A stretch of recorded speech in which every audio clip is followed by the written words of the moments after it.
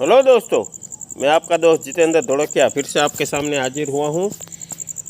दोस्तों, क्या कर रहे हो, क्या करने वाले हो, कुछ पता नहीं चलता।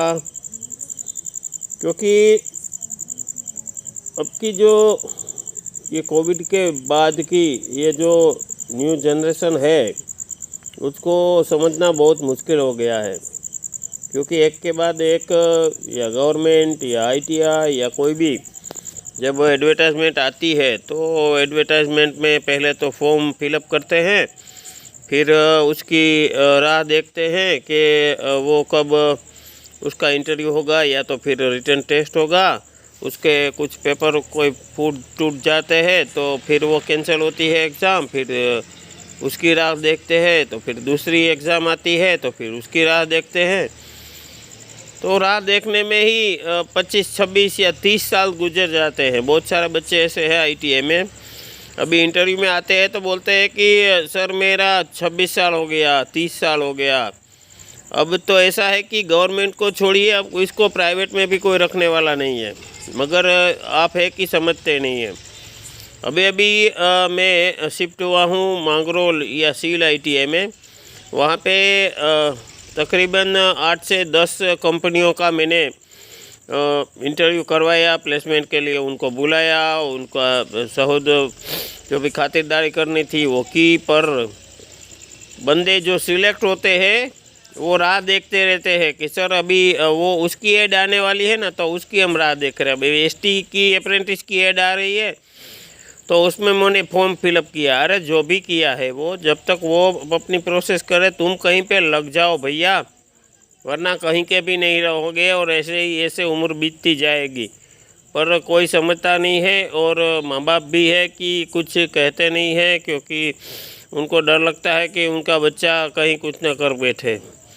दोस्तों, बहुत सारी ऐसी खबरें आती जाती रहती है, पर आप जहाँ भी हो वहाँ से उसमें ज्वाइंट हो सकते हो, उसमें अप्लाई कर सकते हो। उसके लिए कोई ज़रूरी नहीं है कि आप यहाँ से बैठ जाए। अभी अभी याज़ाकी और हीरो होंडा में बहुत बढ़िया सी ऑफ़र थी, बहुत सारे बच्चे सिलेक्ट हुए। बोले अब हम 9/5 के इंटरव्यू की राह देख रहे हैं। मैंने बोला कि भाई 9/5 क्यों, अभी तो 12 तारीख को 12/5 को भी एक इंटरव्यू है, फिर 28 तारीख को भी इंटरव्यू है। तो ऐसे तो इंटरव्यू आता रहेगा, जॉब भी आती रहेगी, नौकरियां भी आती रहेगी, एडवर्टाइज भी आती रहेगी, एग्ज़ाम भी आती रहेगी। तो आप घर पे बैठे क्या सारी उम्र एग्ज़ाम ही देते रहोगे कि कहीं किस में सिलेक्ट हो जाए? और फिर पूछते हैं कि भाई क्या हुआ तुम्हारा वो उसका, तो बोलते हैं कि मैं दौड़ में रह गया, या तो फिर मैं 5 मार्क्स से रह गया, 10 मार्क्स से मेरिट में आना रह गया। दोस्तों, ऐसे नहीं चलेगा। आज मैं तुम्हारे साथ जो बात करने जा रहा हूँ वो तुम्हारे लिए बहुत बढ़िया ऑफ़र है। पर मुझे ताज्जुब है कि हमारे बच्चे को सरकारी नौकरी चाहिए, वो भी अपने आंगन में चाहिए, अपने घर पे चाहिए कि वहाँ कोई सरकारी नौकरी आ जाए, आंगन में आ जाए नौकरी, तो मैं करूँगा। ये रेलवे की बढ़िया ऑफ़र है। आप देख रहे हैं कि रेलवे में बहुत सारी, ईस्टर्न रेलवे में रिक्रूटमेंट सेल जो है कोलकाता का, उसमें नोटिफिकेशन आया है और उसकी नोटिफिकेशन की डेट है 19 तारीख से, मार्च से आया हुआ है। 11 तारीख को उसका एप्लीकेशन शुरू करना है और 10/5 तक आप उसमें अप्लाई कर सकते हैं। तो रेलवे की नौकरी के बारे में, सर्विस के बारे में बहुत बार कह चुका हूँ। सेंट्रल गवर्नमेंट की जॉब है, पूरे भारत में घूमने फिरने के लिए आपको पास भी अलॉट किया जा सकता है। आपको पूरे फैमिली के साथ पूरे इंडिया में कहीं से भी घूम सकते हो। आपको जहाँ नौकरी पे जाते हो वहाँ आपको क्वार्टर भी प्रोवाइड होता है। बहुत बढ़िया ऑफ़र है। पर मुझे मालूम है कि आप इसमें भी अप्लाई करेंगे, फिर अपने मम्मी पापा और ITA के सर को भी बताते रहेंगे कि मैंने उसमें अप्लाई किया है, मैं अब राह देख रहा हूँ। देखिए, हरिद्वार डिवीज़न है। अभी इसकी एक ही बात करते हैं तो उसमें fitter, welder, mechanic motor vehicle, mechanic diesel, machinist, carpenter, painter, lineman, wireman, refrigeration, air condition mechanic, electrician, mechanic, machine tools, तकरीबन 200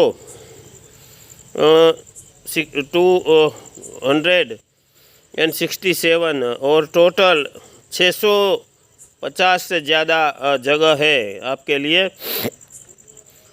ये डिवीज़न में आप इसमें अपना अप्लाई कर सकते हैं। ये लिलुआ वर्कशॉप के लिए है और ये सल्दा डिवीज़न के लिए है। आप कहीं पे भी जाइए तो आपको रेलवे में तो क्या है कि आपको पास मिलता है, कोई भी डिवीज़न हो। और ये बहुत जो पूरे ट्रेड है ITA के अंदर जो चलते हैं, उनमें से सारे के सारे ट्रेड कहीं ना कहीं कैसे भी चलते रहते हैं। ये जमलपुर वर्कशॉप है, उसमें भी वही है। उसमें आपको जो आपकी कास्ट है उसके ऊपर रिजर्वेशन भी मिल सकता है। और ये पूरा आपको जो है एलिजिबिलिटी क्राइटेरिया, उसका एज का जो रूल है वो अपर एज लिमिट जो है वो, उसमें रिलैक्सेशन, एजुकेशन क्वालिफ़िकेशन के लिए आपको कौन कौन से ट्रेड चाहिए, कैसे ट्रेड चाहिए, मैकेनिकल फिटनेस का जो उसका पैरामीटर है वो है, वो सिलेक्ट कैसे करेंगे उसकी भी इंफॉर्मेशन दी गई है। एप्लीकेशन फ़ीस आपको कैसे पे करनी है और कैसे अप्लाई करना है आपको। तो ये ज़रा हम देख लेते हैं कि आपको जो भी अप्लाई करना है कैंडिडेट को, तो वो अपना डॉक्यूमेंट अपलोड कर सकते हैं। और उसके लिए आपको before applying the candidate should ensure that the he और सी फुलफिल द एलिजिबिलिटी क्राइटेरिया। पहले अपने आपको क्राइटेरिया को देखिए, फिर नेक्स्ट ईयर के हिसाब से आपको सब फॉर्म फॉर्मेट है, क्लेमिंग है, फीस है, एक्सेम्पशन है, रिजर्वेशन, एज रिलैक्सेशन, ये सब जो है वो आपका वेरिफिकेशन पूरा पहले कर देना है, फिर आपको अप्लाई करना है। और डॉक्यूमेंट आपको कैसे अपलोड करना है उसके बारे में भी दिया गया है। ITA का सर्टिफिकेट है, वो PDF फॉर्मेट में आपको अपलोड करना है। ये पूरी जानकारी जो के है वो आपको ये वेबसाइट है उसकी, रेलवे की, उसके ऊपर से मिल सकती है। इंफॉर्मेशन टर्म्स एंड कंडीशन है और उसके साथ फॉर्म भी दिया गया है कि आपको कौन सा फॉर्म, कैरेक्टर के लिए, कास्ट के लिए कौन सा फॉर्म चाहिए। पूरी की मैं जाहिरात अगर आपको पढ़ के सुनाऊँ तो तकरीबन इतने सारे पेज की है, तो आपको देख लेना है।